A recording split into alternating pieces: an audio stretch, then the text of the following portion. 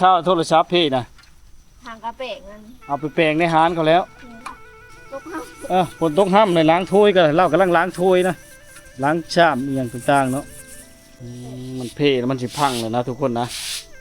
น่าเห็นใจนะน้องนี่ก็ได้ผู้เลิศอยากติดต่อหาเนาะพี่น้องฟังไทยฟังลาวต่างประเทศกันยากเลยทุกคน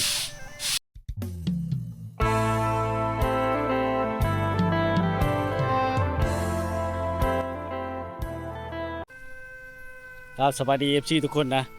ยินดีต้อนรับเข้าสู่ที่ชีวิตคนไทยบ้านเก้าที่เคยพี่น้องนี่ก็มาพี่น้องพาพี่น้องมาติดตามหาส้มเนาะบ้านสาวนี่พี่น้อง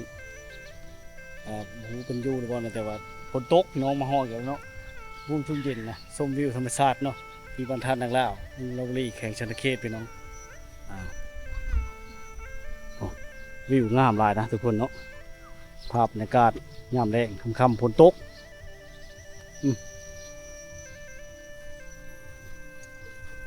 ฝนตกห่ำทุกคนมาฮอดกันเลยเนาะทางก็คือว้าวอะไรกันฝนตกก็ชิ้นยากๆเลยทุกคนเลยเพิ่งกันนี่ทางคาดูแรงในสะดวกสบายเนาะผู้สาวพี่น้อง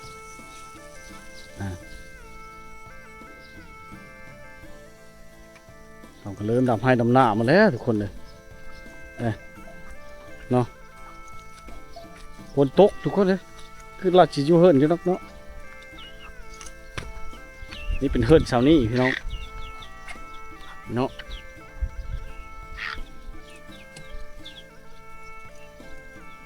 อีเมย์มันทันมาแต่หน้าบ่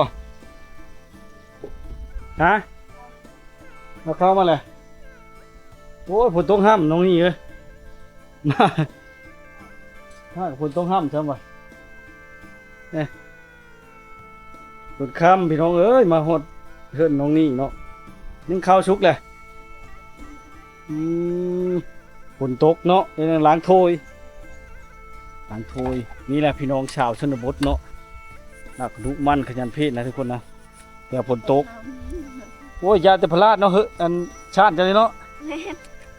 มันแต่พลาดชาติกัน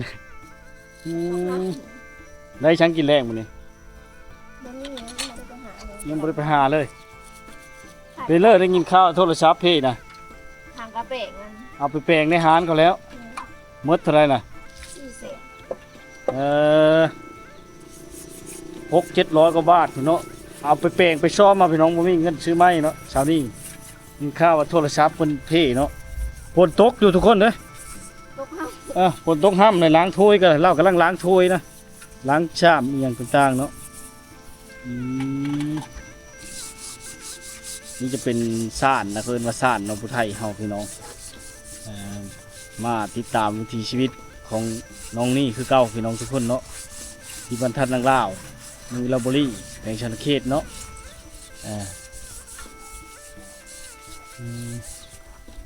ล้างถ้วยอยู่พี่น้องฝนตกเนาะโห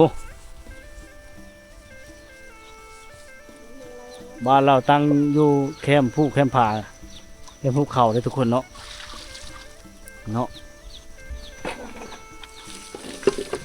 หากก็ได้บ่ไฟฟ้านะเฮือนเจ้านั่นน้องนี่ได้จะโดนแล้วได้ถึงก็เลยเนาะมันแคบนะซ่านกันทุกคนเลยเนาะยุ่งยากโทรศัพท์หักกระแปลงแล้วบ่เนี่ยเป็นเลิศเลยเนาะท้ายหน้าจอมันบ่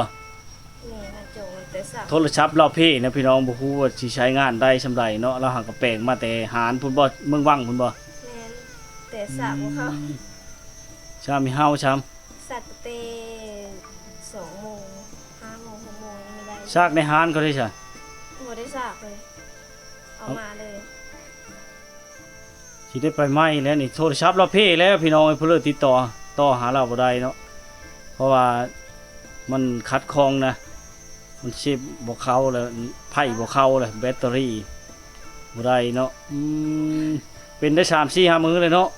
โอ้เป็นจะโดนเลยเลิศถือไปหากินน้ำบ่มันตกแต่หื้นนี่เลยตกแต่หื้นนี่เนาะน่าเห็นใจน้องนี่พี่น้องเนาะมากฝนตกช้ำน้องนี่เลยฝนตกห้ามมาฮอดมาถึงเนาะส สักเต้มัน ปิดเครื่องไว้ก็บ่ได้บ่น่ะ สักโทรศัพท์เต้ มามื้อนี้ก็มันค่ำแล้วนะทุกคนเฮ็ดให้ภาพสิบ่แจ้งไปเลยเนาะเรานึ่งข้าวก็จนสุกเรียบร้อยทุกคนจนสุกเรียบร้อยเลยเนาะยังมีท่านนำหน้าบ่ ย่างไปดำซอยเพิ่น ไปดำซอยเพิ่นหากะมาจังพ่อเข้าสิสุกค่ำเนาะโทรศัพท์กับพี่น้องเอ้ยซากตั้งแต่เช้าๆพุ่นเนาะบ่ได้ใช้เลยหากก็ได้ 30-40%โตจะมันตกน้ำเนี่ยมันยากแล้วสิเอ้า บ่ได้ตกได้แต่เต้มันเจาะเสริม จอมันเชื่อม เจาะเสริม มันเพ่แล้วมันสิพังเลยนะทุกคนนะน่าเห็นใจเนาะน้องนี่ก็ได้ผู้เลิศอยากติดต่อหาเนาะพี่น้องฟังไทยฟังลาวต่างประเทศก็ยากเลยทุกคนเบาคนไทยบ้านมาผู้วงเองนี่ก็ยากเนาะจนได้มาหาเพิ่นมื้อนี้เพิ่นพ้นตกเนาะมีพี่น้องทั้งสหรัฐเนาะหรือว่าเพิ่นมาเวียงจันทน์นะเพิ่นอยากติดต่อมาหาน้องนะเฮ็ดให้มันบ่ได้ทุกคนจำเป็นได้มานะแต่ว่าสาวนี้เนี่ยเราคนดุคนมั่นเนาะคนขยันหูบุญคุณกตัญญูต่อพ่อต่อแม่นะทุกคนเราจะเอ็ดวิบ้านการเฮิรนนี่ถือว่าเก่งเนาะเอ็ดอยู่เอ็ดกินเพราะว่าแม่เพิ่นก็อันยังเป็นโรคประจำตัวนะโรคเบาหวานนี่จังแหละพี่น้องเป็นเฮ็ดไปต่อยาบ่ บ่ฮะทางไม้กินทางไม้ไม่กินทางไม้ อัน FC แนะนำมาพี่น้องฟังไทยว่าเพราะว่าเรากินข้าวเหนียวเนาะแม่นบ่และบ่ควรจะกินของหวานอีกนะบ่อยากให้กินไปได้ของหวานอันแบบกล้วยบ่มีหยังหั้นนะแนวหวานๆน้ำเตาะน้ำตาลอีหยังนะเรากินบ่เราบ่ได้กินบ่ ได้ พี่แม่ กินเลยปกติเราก็บ่สู้กินนะแต่เป็นแบบ เราก็บ่ได้กินเนาะเราก็บ่ได้กินเนาะพี่น้องเป็นห่วง FC ฟังไทยเนาะเราเป็นห่วงเราอะแนะนำเลยเด้อว่าไปหานานะมื้อนี้ก็มาแล้วพี่น้องฝนตกห่ำเนาะมากอะใครจะพบน้องนี่เนาะเพราะมันติดต่อบ่ได้นะทุกคนโทรศัพท์เราเพ่เนาะโทรศัพท์เราสิพังแล้วทุกคนเด้พี่เห็นได้เฮิรนเล่ากันได้พาไม่เฮเนาะแต่ว่าคนสู้ชีวิตพี่น้องดุมันขยันเพ่นเนาะแม่อยู่ลุ่มพุ่นบ่น่ะ แม่จะลง เรามาแต้มน้ำบ่ สมัครเลย มาแต่ไปเลาะกลางบ้านนะทุกคนนะนี่แหละพี่น้องเลยเสาเพิ่นเสาซ่านของพ่อของแม่แท้ๆเนาะพี่น้องเอ้ยเพื่อสิแล้วเนาะฝนตกก็บ่ได้อยู่มื้อนี้หันไปดำหน้าซอยอันพี่น้องบ่ไปเอาแห้งกันบ่ก็เลยบ่ได้นะครับบ่ได้น่ากินครับอันนี้ ซื้อ บ่ได้น่ากินจ้ะทุกคนเลยเฮ็ดให้เลิกบาดเลยเนาะมีน่ากินชุกเขาอีแม่เลยมื้อแรงนะมันสิไปหา โทรศัพท์กับเพ่แล้วมันชาบ่เข้าเลยทุกคนจังเฮ็ดอะไรเนาะนี่จะเป็นเฮิรนน้องนี่ที่แท้จริงนะพี่น้องลาวเฮิรนบ่ใหญ่บ่เลยเนาะคือเห็นนั่นแหละเฮิรนคั่วก็ยังบ่มีทุกคนฝนตกเนาะมามื้อนี้ก็ฝนตกเหล้าอันล้างถ้วยล้างโบ่งก็ฝนห่ำนะทุกคนนะจักเฮ็ดให้เลยเนาะน่าเห็นใจอยู่พาก็พาไม่เฮเนาะจักฉี่โดนเบลอนะทุกคนนะคนท่านนั้นก็พี่น้องมาแต่อาบน้ำเนาะในอันห้องนะทุกคนเนาะที่เห็นนะสภาพแต่ละก็สู้เนาะชีวิตมันก็ไปดำหน้าเอาเหือะแห้งกันเนาะอย่ามาแต่อาบน้ำบ่มันสบายเนาะ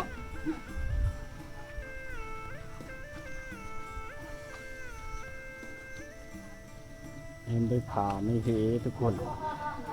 เพราะว่าเห็นแล้วเนาะรถจักรกับบ่มีใช่ไหมพี่น้องเลยมีแต่รถที่พาเนาะเฮิรนก็ไม่มีครับได้เท่านี้ละพี่น้องเลยเนาะอันนี้ก็รถจักรรถมอเตอร์ไซค์เบาผู้วกนี่แหละเนาะมาหาพลโต๊ะห้ำทุกคนเลยเนาะ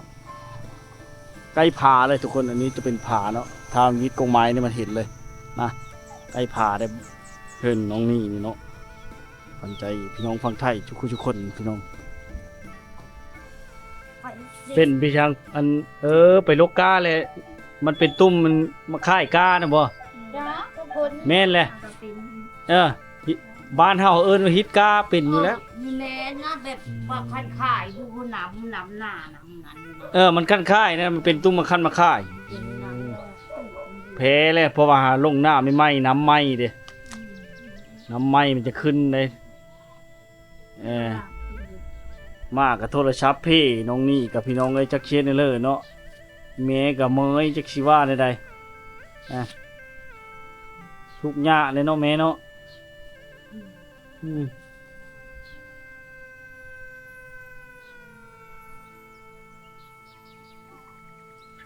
เห็นนั่นแหละพี่น้องเอ้ยมาแล้วก็จักอันนั้นย่าลาวก็ได้หมูบุ่มกับนาเวเนาะเพราะว่าเอ็ดเวผู้เดียวแม่ก็บ่ค่อยได้เอ็ดซอยเปเลอแล้วน่าเห็นใจพี่น้องขวัญใจนุ่มไทยเนาะหรือว่านุ่มลาวหรือต่างประเทศเนาะน้องนี่พี่น้องคนชูชีวิตเนาะคือเห็นแล้วจนได้อ้อห้องเห็นจนบ่ได้ไปห้องเห็นนะอ้อแต่โดนบ่ห้องเห็นนะเห็นแต่ม.3อ้อเนาะมัน ไม่ได้เงินส่งเลยค่ะ ไม่เงินส่ง ที่ไปก็ยังไม่ได้ รถจักรก็บ่มีบ่เพิ่นจังนะ พ่อ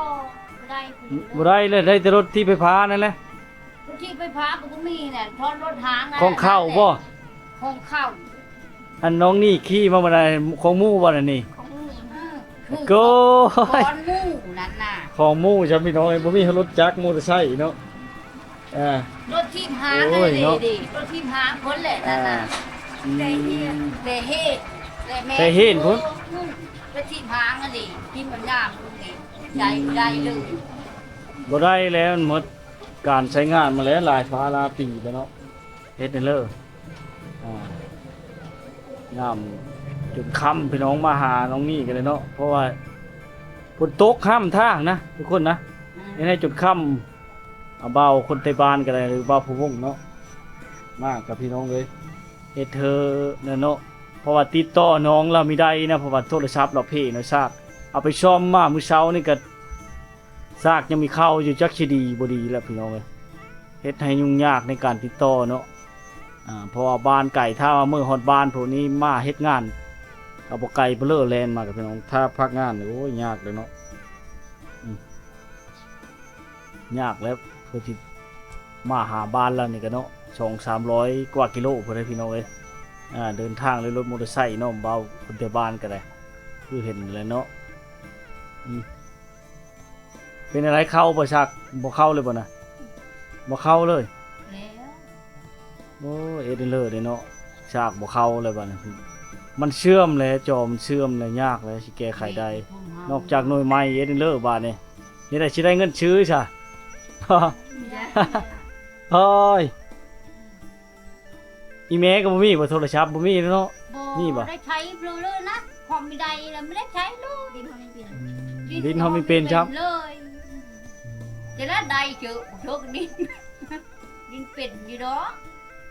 ฟังเพลงเฮามีเป็นบ่แล้วเนาะ คำไม่ได้ใช้เลยแต่เกิดครับ แม่เฮาก็ใช้บ่เป็นกันแม่บ่เป็นเลยนี่เพิ่นน่ะลาก็คือกันนั่นแหละ หนูเอาแล้ว เป็นใช่ไหม ผมโนได้เลย ตามแต่ความเป็นจริงเนาะแม่เนาะ แม่ มากันเพิ่นก็บ่ได้เวลาพี่น้องเอ้ยบ่าวพุทธอันคนไทยบ้านก็บ่ได้เวลาเนาะคือเห็นในจนค่ำพี่น้องเอ้ยมาหา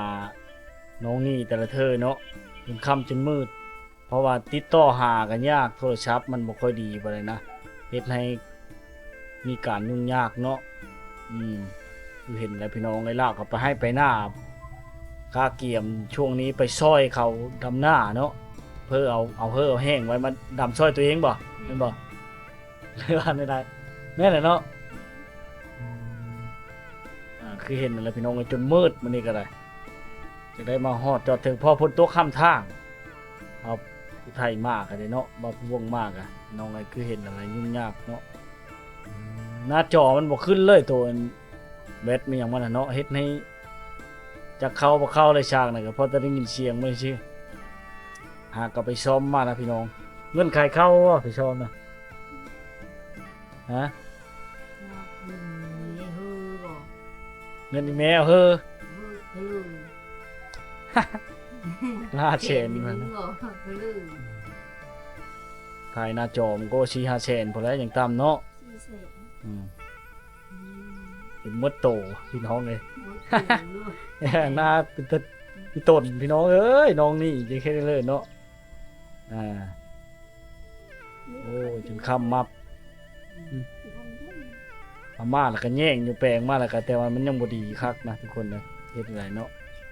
คราวนี้แหละคำมันได้เพ่ยากแล้วสิแก้ไขได้เห็นนั่นแหละไปเมืองเนาะไปแปลงโทรศัพท์นี่ก็เอาใช้รถมู่นะพี่น้องเพราะว่าบ่มีรถมอเตอร์ไซค์เนาะจำเป็นเลยเอารถมู่ไปแล้วมาเพันบ่ดีใช่เนาะช้าบ่เข้าโอ้ยโยมันเพ่เฮ็ดในเลิกก็แปลงยากเลยนอกจากซื้อหน่อไม้เฮ็ดได้สิได้หน่อไม้บัดนี้เงินก็บ่มีอยู่นี่ โอ้ยมันได้จักเช็ดในเลยเนาะทุกข์ใจแล้วนะโทรศัพท์พี่น้องเลย